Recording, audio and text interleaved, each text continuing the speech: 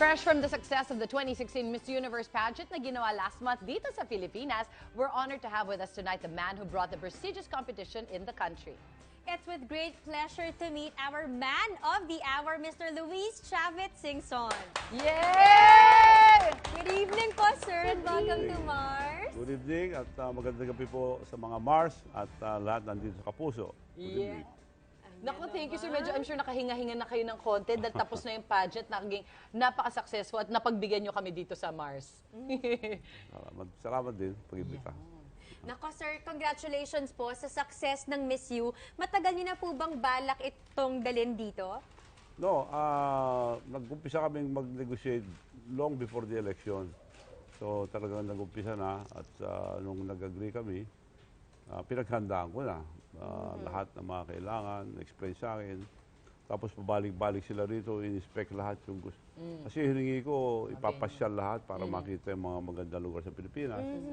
So, in-inspection nila bago ma-aprobahan nila mga Miss Universe organization. So, matrabaho lang pero maganda para sa ating bansa. Yes. Maipakita natin mga magandang lugar. Yung mga footage po na lumabas, ibang klase. Yes. Kahit Pilipino, biglang mapaisip, ay ba, marami pa akong hindi napuntahan dito, di ba? Maganda pala doon kung gusto mo rin siyang puntahan at balikan. So, aside from international na mga tourists punta dito, kahit local tourists, biglang baka tataas yung ano. Yun nga sabi nila meron palang ganyan sa atin, sabi nila. Pati yung mga contestant, maganda rito, sabi nila, babalik at babalik kami, sabi nila. Yung iba hindi agad umalis. Meron sa nga mga nagstay pa at nagbakasyon sa iba't ibang lugar dito sa atin. Nagkanya-kanya na sila nung after nung pageant. After the pageant, Yun. Ayan, ito, Miss Universe, syempre, usap-usapan natin ngayon. Reaction nyo po dun sa, ito talaga kumalat, ito yung IG post ni Miss British Virgin Islands na pagkamala niya kayo si President Duterte. Ano pong masasabi nyo dun, sir? Well, nagkamali siya dahil nung pinakilala ko, presidente ng LCS Group. Pagkakaintindi niya, presidente ng Pilipinas. Narinig kasi president. Okay. Narinig niya presidente, so nag-post agad. Nag-assume na siya ng bansa ito. Yes, yes. Yan. And of Ayan. course, ito na based on your experience dun sa mga ladies, syempre nagkaroon kayo na marami yatang pagkakataon na makasama po sila. Yes, sinamahan ko lahat sila. Except kung sabay-sabay na, hindi ko na masamaan yung mga iba. Yes po. Ano naman masasabi niyo? Kunwari, para sa inyo lang naman, personal niyo lang naman. Anyway, may nanalo na. Sino pong pinakamaganda para sa inyo sa personal? Or sino po yung bet ninyo sa Yan. Siyempre, maliban sa Philippines. Marami Marami. maganda. Marami nga hindi nakapasok sa 13 na magaganda. So talagang gano'n ang beauty contest ako nga. Swerte-swerte lang. Oo, yan. Hindi naman pwedeng manalo lahat. Yes. Opo. Kamusta naman po yung overall experience ninyo sa pagdala ng Miss You dito? Okay. Maganda lahat. Wala naman kami naging problema. Nung naumpisa, nung na-approve na lahat, nung pag-cancel formally canceled. Yes, yes. Officially Yes, canceled. yes. So, yung mga abogado ko sa States, sabi nila, they cannot do that in the States. It's a breach of contract. You're fully paid. And you sign the contract. So, hindi na pwedeng gawin nyo dito. We'll file damages. Ako, pinatawag na kami doon. Pinadala ko yung accountant ko. Binabayaran na lahat ang gastos. Saka damages. Hindi ako. Sumulat ako na cancel nyo. Cancel nyo ako. But I will not file any damages.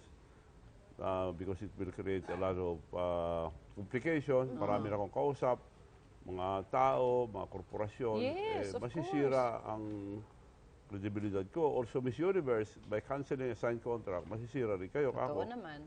So, nakiusap lang ako na i-reconsider. Hindi ako, maski cancel nyo ako, hindi ako Hahabol. pinakita ko na hindi ako interesado sa pera. Okay. Dahil kung gusto ko lang kumita, pumayag na ako dahil malaking damage. Yung abogado ko, hindi bababa sa $10 million, sabi.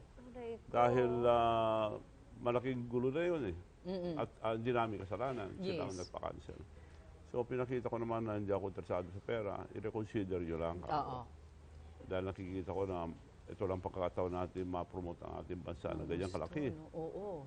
At ang may-ari kasi na bago, marami silang event in a year. 800 ang event nila, international event. So alam nila patakbuhin, alam nilang tinaming kung anong araw para walang kasabay international. Oh. So napag-aralan po palang mabuti talaga.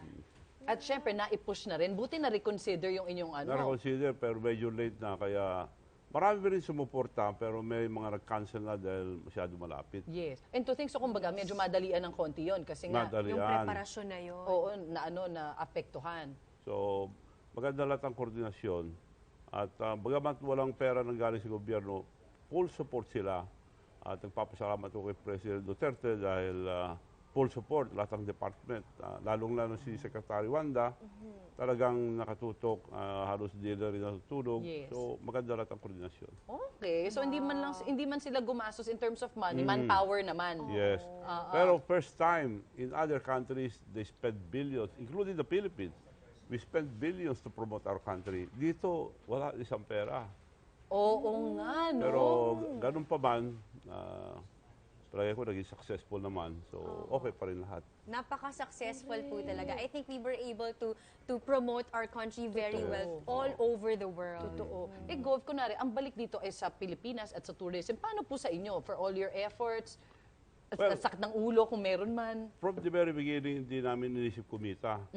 Dahil sa LCS, nung down ko yan, pinag-aralan, binalik, etong mangyayari, sabi nila, maaaring malugi, marami. Pero maganda para sa ating bansa.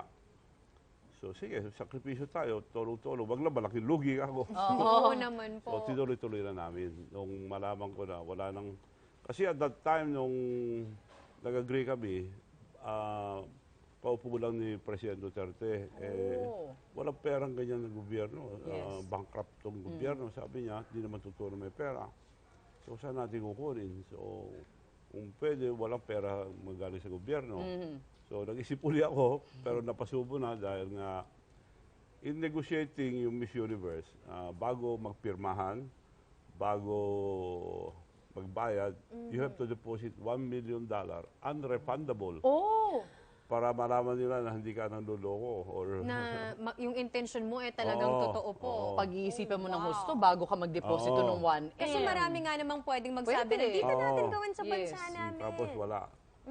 So, nung nag-deposito na ako, na-approve lahat, nagbayad na ako ng $12 million. Wow! So, Grabe. yun na nag-umpisa. Sir, sa panahon po ngayon ng inyong karera, parang po there's no signs na kayo ay titigil or magpapahinga or balak ng mag-retire in the near future. Ano po bang inyong sikreto at napakaganda po ng inyong kalusugan, Yes. pangangatawan? Well, exercise at saka hindi naman pwedeng mag-retire o magpahinga eh. Pag nag-retire ka, kakalawangin ka eh. Totoo naman daw. Kung Manghihina sanay lalo. Lalo naman lang po mag-deteriorate. Yes. So tuloy-tuloy hanggat kaya. At Anong yun ang exercise niyo, sir? pinaka-exercise ko. Ano po yung exercise nyo? Well, every morning, nagka-crunching ako ng minimum of 300. 300 crunches. Crunching. As in, pag bagong Sit up. gising. Oo, Bago bagong mag-breakfast, gising. bago Oo, anything. Bago mag-breakfast. 300? So kaya pala wala kayong Eh, nakakaya kasi may chan, papicture ka sa Miss Universe eh. Mr. Universe nga naman si Sir. Tama, may sash. Diba, Mr. May Universe? sash. At ang pagkain Biro lang naman. nila yon dahil nga napalapit sila sa akin. Oo. At sa pagkain naman, maingat po ba kayo sa food? Yes. Although walang bawal, ina-avoid ko ang karne, especially pork. Yes. Yun ang sabi, doktor, pinakamasabang cholesterol is pork. So, So, ina-avoid ko lang. Pero pwede akong kumain maski ano. Paminsan-minsan, ho. Paminsan-minsan. Sir, na-imagine ko, ito sa siguro pinakamalaking event na i-put up ninyo. Ano po yung natutunan ninyo? Well, to do it, lahat. Kung nakita ko na nung nag-negotiate kami at nag-inspection sila, puro sinasabi sa akin, hinahire nila yung the best of the best, and mga equipment nila, kung makita mo, 20 container van na puro computer, talagang state of the art. So, ginawa namin para walang mali, puro professional din ginawa ko. Lahat, puro professional. Although, kontento ako sa security ng mga binigay ng gobyerno, nag-hire din kami ng private para Yes. sumama lang. Parang walang bulilyaso. Dahil pag kamali ka dyan, alam ko, international issue eh. Kaya Yes. doon ako Opo yun, natatakot. sir. Mag-tweet lang o mag-post ng yung One kandidata. bad experience Totoo of yan. something in our country Yes. can really make a big impact. Oo.